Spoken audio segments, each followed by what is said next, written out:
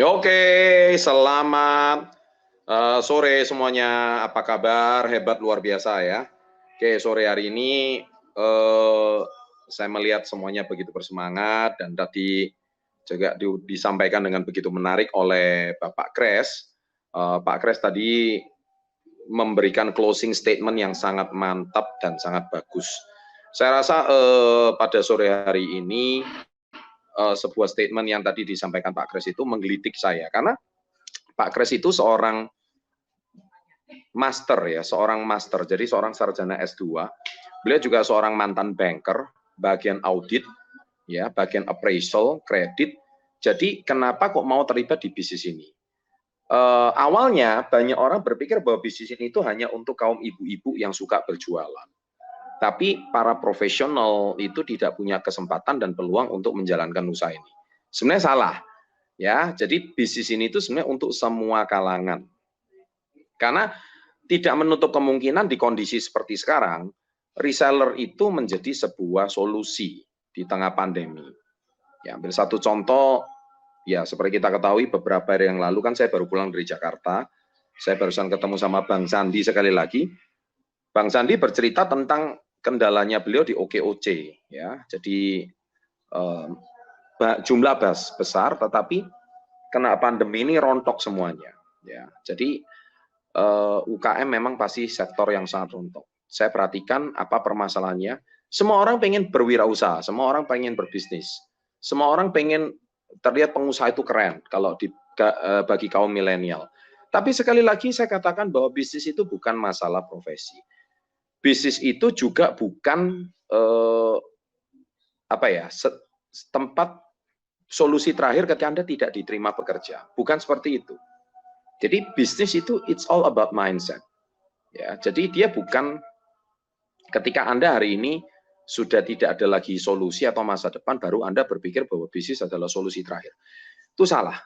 Gitu. Nah, saya perhatikan ada satu permasalahan utama adalah karena tidak adanya satu platform yang seragam.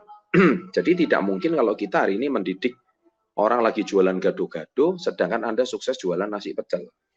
Anda tidak mungkin hari ini mendidik orang yang UKM, contohnya dia lagi jual kerajinan tangan, tapi kita ajarkan sedangkan kita sukses di dunia bakso. Enggak seperti itu.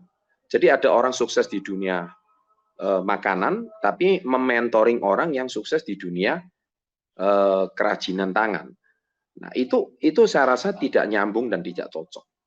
Nah, harusnya yang cocok adalah mendidik bangsa yang besar seperti bangsa Indonesia ini adalah menyediakan satu platform yang sama, contohnya seperti kkd.id ini. Ya, kkd.id ini adalah sebuah marketplace bagi kita untuk setiap orang bisa melihat jualannya kita. Dan Anda bisa buka toko di sana. Ya, dan kemudian kita menjual barang yang sama. Ya. Kita mendapatkan platform yang sama. Apalagi Anda yang modalnya minim, Anda bisa jadi dropshipper di sana. Ya, dropshipper itu bagaimana Anda cuman share link dan orang berminat dan tertarik, akhirnya orang akan membeli produk Anda. Kemudian kita juga bisa memulai usaha kita juga dari modal yang sangat minim. Bahkan kita udah menyediakan platform yang sama pun, kita udah menyediakan produk yang sama pun, kita udah menyediakan mentor sekalipun, tetap dia nggak jalan. Nah, ini Anda tahu permasalahannya di mana. Nah, berarti kita itu segmentasinya sudah sangat-sangat keliru. Oleh sebab itu, menjadi seorang pengusaha itu sebuah challenge dan tantangan yang sangat besar. Nah, kalau sebuah challenge dan tantangan yang sangat besar menjadi kendala utama bagi kita berbisnis, pertanyaan saya sekarang satu, mengapa kita hari ini tidak coba belajar? Bicara soal reseller, ya banyak murid-murid saya seperti kayak Pak Kres itu tadi, beliau itu sudah boleh dikatakan apa ya? Awalnya cuman saya ajak dia jalan pagi. Ayo, temenin saya lari pagi, Pak Kres.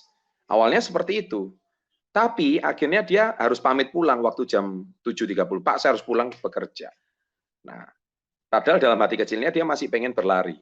Tapi saya janji Pak Chandra, saya paling lama 1 tahun lagi saya sudah resign dan saya bisa temenin Pak Chandra lari kemanapun, jam berapapun. Akhirnya benar. Beliau akhirnya 1 tahun kemudian resign. Padahal gaji beliau cukup bagus, di atas UMR Manado. Kalau saya nggak salah, hampir 1,5 sampai 2 kalinya UMR Manado. Dan dia berani, padahal usia masih sangat muda. Nah, mindset seperti inilah yang harus dimiliki oleh seorang pengusaha. Terlepas Anda itu seorang reseller, Kak, terlepas Anda itu berjualan lah. Akhirnya orang berkata, saya nggak bakat berjualan lah, saya hari ini nggak bakat menawarkan produk lah, produknya belum terkenal. Loh, kalau produknya sudah terkenal ya Anda nggak usah jadi reseller. Ya kan? Karena apa? Karena keuntungannya sudah diambil sama supermarket, keuntungannya sudah diambil toko retail, keuntungannya sudah diambil minimarket seperti Alfamart, Indomaret. Ya ngapain Anda jual produk yang sudah terkenal? Ya kan, jelas nggak mungkin. Kalaupun Anda jual produk yang sudah terkenal, keuntungannya itu akan sangat tipis sekali. Karena itu Anda cuma dapat apa ya, ampasnya istilahnya gitu. Justru karena produk ini belum terkenal, Anda harus belajar menjual produk yang belum terkenal ini. Karena semua biaya distribusi, biaya iklan itu tidak dibebankan kepada perusahaan-perusahaan besar. Tapi kami konversikan kepada Anda para reseller untuk Anda bisa pandai-pandainya mempromosikan ya. Namanya kalau Anda nggak ngerti cara berjualannya ya, Anda harus konsultasi dengan mentor Anda. Nah, itulah namanya peluang gitu loh. Jadi Anda ini lucu, kadang-kadang pengen memasarkan produk yang sudah terkenal kok jualannya susah. Loh, justru karena Anda diberikan kesempatan supaya Anda mendapatkan keuntungan. Lah kalau jualannya gampang kan semua orang kaya raya, Bos. Ya enggak bisa begitulah. Nah, namanya orang ini hari ini justru produk ini belum terkenal, Anda diberikan sebuah kesempatan untuk mempromosikan produk ini supaya produk ini bisa terkenal dan membeli sama Anda. Kan gitu sebetulnya ceritanya. Kalau enggak, bagaimana bisa jadi peluang? Contohnya hari ini Anda jual snack, wafer contohnya gitu, wafer Nissin gitu. Nah, wafer itu ya sudah terkenal ya, yang sudah dapat keuntungan ya toko-toko retail lah. Nah, sekarang Anda sama aja kan hari ini Anda jualan bakso. Semua orang sudah jualan bakso. Bakso itu udah terkenal. Tapi kenapa orang yang jualan bakso di tempat kamu harus beli sama bakso kamu gitu loh. Nah, jadi padahal kalau sekarang hari ini jualan bakso gampang, semua orang Indonesia nggak usah jadi karyawan deh. Nggak usah jadi dokter deh. Ya kan? Nggak usah jadi nggak usah jadi sarjana deh. Ya kan? Nggak usah hari ini kuliah setengah mati deh. Cuma jualan bakso aja kok bisa kaya raya. Ya nggak begitulah, Bos. Nah, sekarang oleh sebab itu, kita harus pikir otak kita. Kalau sekarang Anda jualan bakso instan, tapi kenapa ada yang laku? Kenapa ada yang sukses? Sama juga dengan produk GG Indonesia. Kita udah siapkan platform terbaiknya, mentor terbaiknya. Nah, sekarang tinggal mindset Anda yang dibenahi. Kalau mindset Anda dibenahi dengan cara, oh ya, kita belajar bagaimana teknik berjualan ini. Nah, Anda berjuanglah, disitulah. Nah, ketika Anda menemui kendala, bukannya berhenti. Ketika Anda menemui kendala, Anda harus cari tahu, ya kan? Ya, jadi seperti yang lagu saya sudah saya sampaikan di dalam lagu Success Before 30. Jangan dengar apa kata mereka, fokus yakin kamu pasti bisa. Jangan pernah bilang impossible bila kau tak mencoba untuk bergerak. Nah, itulah sebuah lirik yang saya ciptakan berdasarkan pengalaman kita sendiri. Nah, kamu di tengah-tengah sudah dengar kata mereka. Kamu sudah dengar kata-kata teman. Iya, ngapain di KG Indonesia? Ngapain jadi resellernya Pak Chandra? Ngapain jadi gini? Kamu cuma dibodohin, jual barangnya orang lain. Kalau kata-kata teman-teman kamu seolah-olah paling benar gitu loh. Nah, sekarang kalau kamu dengar kata-kata mereka, saya tanya satu pertanyaan. Nah, teman-teman kamu bantu cicilan motor kamu nggak? Teman-teman kamu juga bantu bayar iuran listrik kamu nggak di rumah? Kalau nggak, token listrikmu dia ikut nyumbang nggak? Nah, sekarang teman-teman kamu itu juga ikut patungan bensin kamu nggak? Kalau kamu motormu nggak bisa jalan dan mogok. Dan teman-teman kamu ikut bayar uang sekolah anak kamu nggak? Kalau dia ikut memberikan nafkah, silakan kamu dengar kata mereka. Tapi justru jangan dengar kata mereka, fokus yakin kamu pasti bisa. Fokus yakin kamu pasti bisa. Nah, itulah yang paling benar. Jadi kamu harus yakin kamu pasti bisa.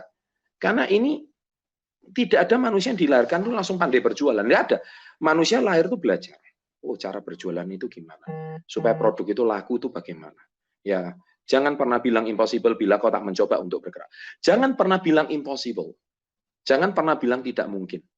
Bila kamu tak mencoba untuk bergerak. Kamu belum bergerak, baru share link aja, oh barangnya udah nggak laku. Loh, saya mau tanya, bos, kamu share link terus barang laku. Enak bener kalau gitu besok anak TK juga bisa share link. Dan dia jualan sama sesama anak TK juga laku. Ya nggak bisa seperti itulah. Sharing itu juga ada tekniknya. Kamu harus bikin kontennya. Kamu harus tahu target marketnya. Nah, sedangkan teman-teman kamu aja uang sakunya aja masih minta orang tua, gitu mau bergabung 2 juta. Bagaimana caranya? Kadang-kadang nggak habis pikir saya. Nah, oleh sebab itu kita harus belajar, ya kan? Konsultasi sama mentornya, belajar teknik berjualan dari baru, bahwa ini bagaimana. Oke, kita ambil segmen marketnya, kita pakai dulu produknya, kita coba dulu, mulai dari orang terdekat dulu. Kalau memang produknya dirasakan bagus dan tidak sama dengan produk di luaran, nah baru di situ yakin. Kemudian kenalkan lagi ke saudara, saudara kenalkan lagi ke ibunya, ibunya kenalkan lagi ke saudaranya. Nah, seperti itulah prosesnya. Ya kan? Nah, kalau Anda hari ini belum apa-apa, sudah kepengen langsung laku, pengen dapat komisi.